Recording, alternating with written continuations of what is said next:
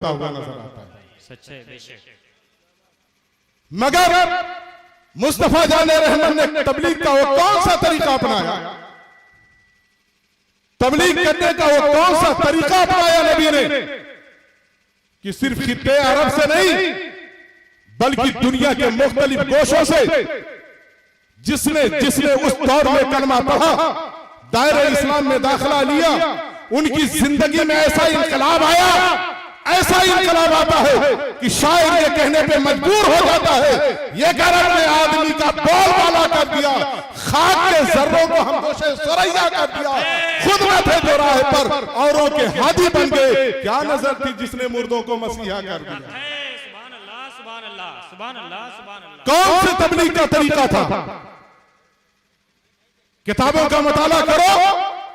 सिद्दीक़ अकबर रास्ते पे नहीं थे, उमर रास्ते पे नहीं थे, उस्मान रास्ते पे नहीं थे, अली रास्ते पे नहीं थे, उबैदा बिन अबी जर्राह रास्ते पे नहीं थे, अब्दुल रहमान इब्न औफ रास्ते पे नहीं थे।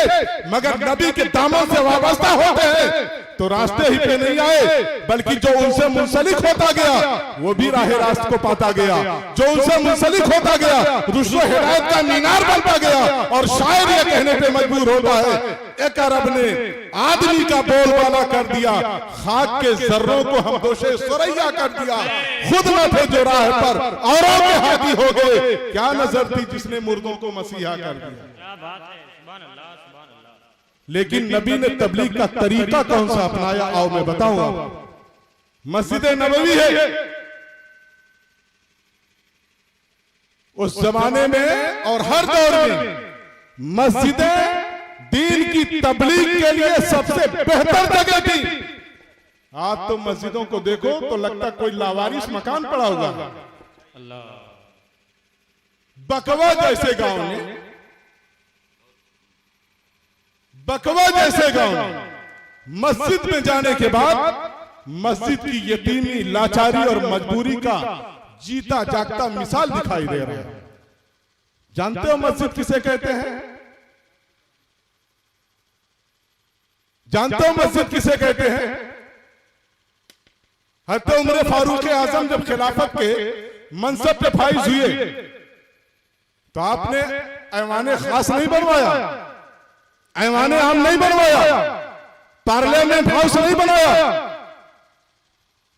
बल्कि आपकी जिंदगी का मुताला करो तो आपने अपनी जिंदगी में तकरीबन 5000 मस्जिदें और 900 जामा मस्जिद बना करके पूरी दुनिया के मुसलमानों को पैगाम दे दिया था।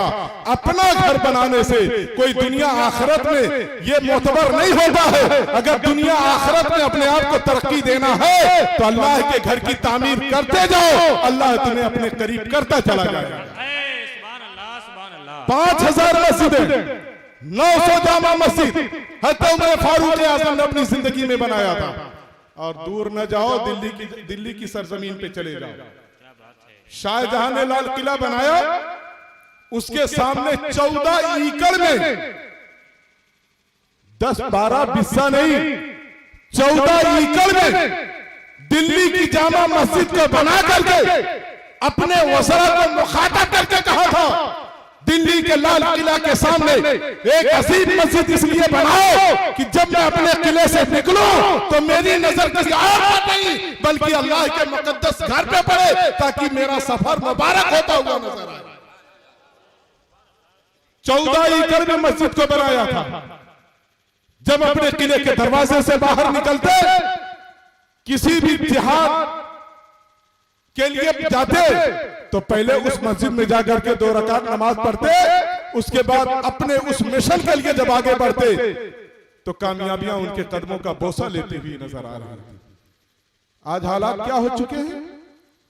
मस्जिदें तो तबलीग के लिए सबसे बेहतर जगह थी, और दूर न जाओ मस्जिद नबवी ही को देख लो। मेरे मुस्तफा हिजरत करके जब मक्का से मदीना आए तो क्या अपने लिए खूबसूरत मकान बनाया था, अपने लिए आलीशान महल बनाया था?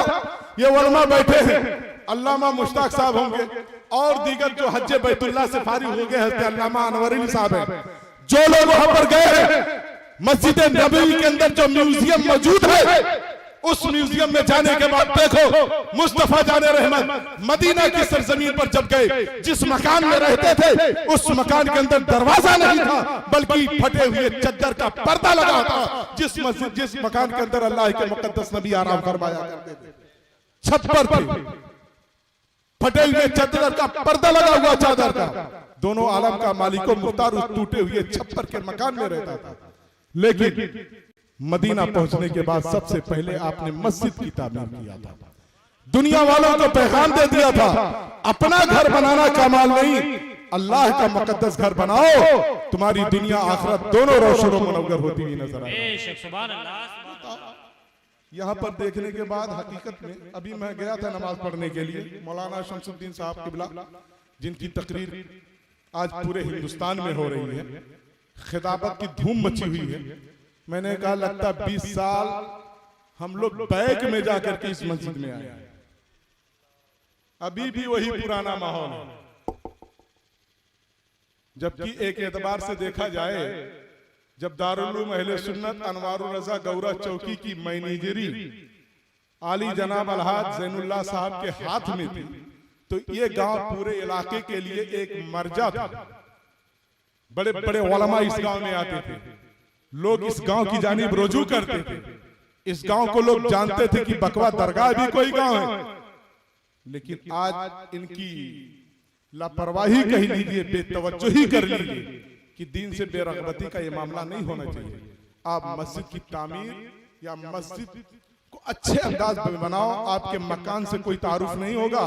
जब आपके गांव में अच्छी मस्जिद होगी तब लोग कहेंगे कि यहाँ के मुसलमान बेदार मुसलमान हैं। मस्जिद नबवी है, मुस्तफा जाने रहमत तशरीफ फरमा है, सहाबे किराम का मजमा लगा हुआ है। मेरे आका सहाबा की जमात पर नजर को डालने के बाद नबी ने तबलीग कैसे किया उसे सुनो। मेरे आका ने सहाबा की जमात पर नजर डालने के बाद इरशाद फरमाया, मैं याखुज़ु अन्नी हाउलाइल कलिमात, ये मेरे जानिसारों तुम में से कौन है जो मुझसे कुछ कलिमात ले ले, उस पर खुद अमल करे और उनको बताए जो अमल करने वाले हो, ताकि उसकी दुनिया और आखिरत दोनों कामयाब हो जाए। किसने कहा? नबी ने कहा, मैं याखुज़ु अन्नी हाउलाइल कलिमात, कौन है जो इन कलिमात को ले ले। हज़रत अबू हुरैरा रज़ियल्लाहु ताला अन्हु आगे बढ़ते हैं, उनका बयान है, मैंने कहा कुल तो नाम अना या रसूल अल्लाह, या रसूल अल्लाह वो कलिमात मुझे आप इनायत फरमा दे, मुझे बता दे, मैं उस पर अमल करूंगा और उन्हें बताऊंगा जो अमल करने वाले होंगे। अल्लाह के मुकद्दस नबी दोनों जहां के ताजदार अरब व अजम के मालिको मुख्तार ने हज़रत अबू हुरैरा से कहा, अबू हुरैरा मेरे करीब आ जाओ। हज़रत अबू हुरैरा करीब हो गए, नबी ने फरमाया और करीब हो जाओ। अबू हुरैरा और करीब होते हैं, नबी ने फरमाया और करीब हो जाओ। हज़रत अबू हुरैरा का बयान है, मैं इतना करीब होता हूँ, इतना करीब होता हूँ कि मेरा घुटना नबी के घुटने से मस होने लगा था। मैं अपनी किस्मत पे नाज़ा था कि नबी ने मुझको इतना करीब बुलाया कि मेरा घुटना नबी के घुटने से मस हो रहा था, मैं अपनी किस्मत पे नाज़ा था। आज क्या हालात है? क्या हज़रत अबू हुरैरा बहुत बड़े जमींदार थे, बहुत ज्यादा दौलत थी क्या उनके पास, बहुत ज्यादा प्रॉपर्टी के मालिक थे? उनका हाल तो ये था कि सुफ्फा पे बैठे रहते चबूतरे पर, खाने पीने के लिए जो लोग दे जाते उसी को खाते, उसी पे गुजारा होता था। मगर नबी ने इतना करीब किया, गुर्बत नहीं देखा, तंगदस्ती नहीं देखी, बल्कि नबी ने करीब किया और सिर्फ करीब नहीं किया।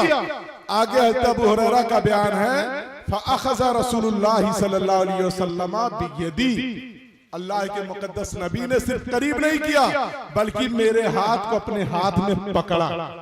ये मोहब्बत का तरीका है, ये प्यार का तरीका है। इससे इजहार मोहब्बत हो रही है, इससे प्यार का इजहार हो रहा है कि नबी कितना मोहब्बत करते हैं अपने उम्मतियों से। करीब किया, फिर हज़रत अबू हुरैरा के हाथ को अपने हाथ में पकड़ा।